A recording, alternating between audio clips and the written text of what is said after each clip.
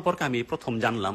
এখানে আসলে ছোট্ট একটা জায়গার মধ্যে তারা একটা হোটেল করেছে, এটা তো রুম আছে 12টা। নিচতলায় হোটেল হলে উপরতলা কিন্তু পুরোটাই হচ্ছে ফ্যামিলি বাসা। হোটেলে যে আমি আবার এন্ট্রি শেষ করলাম, আমরা কয়েকজন ছিলাম সেই বিষয়টা সব লিখে দিলাম। আমরা 3 জন, আমি, আমার বউ আর মুন্না। আমরা আমাদের সব লেখালেখি শেষ করে এই বিষয়টা দেখার জন্য গেলাম আসলে কোন জায়গায় থাকতে আসলাম, হোটেলটা আসলে কিরকম।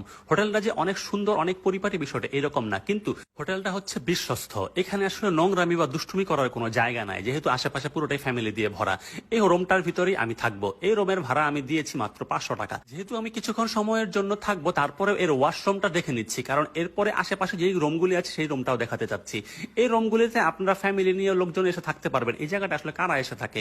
আসলে ঢাকার বাইরে থেকে যারা দেশের বাইরে যাওয়ার জন্য আসে, বিমানবন্দর 1 দিন বা 2 দিন হঠাৎ করে আগে চলে আসতে হয়, বা এসে নানান জটিলতায় পড়ে, তাদের জন্য এই জায়গাটা। তারা আসলে চাইলে এখানে কম টাকায় অনেক আরামে থেকে যেতে পারবে। আমাকে 500 টাকা রেখেছে, আপনার কাছ থেকে 500 টাকা রাখবে, বিষয়টা এইরকম না। আমি যেহেতু 2-3 ঘন্টার জন্য থাকবো, এর জন্য আমার কাছে 500 টাকা রেখেছে। তবে আপনি 1000 টাকা থেকে 3000 টাকার মধ্যে এখানে অসাধারণ একটা ভালো জায়গা তৈরি করতে পারবেন। আর এই জায়গাগুলিতে ফ্যান যেমন আছে, এসিও আছে। আমি এ দেখে অবাক হলাম, একটা এসি রুম এত কম টাকায় সে দিচ্ছে, কিন্তু রুমের পরিবেশ দেখে আপনি মনে করবেন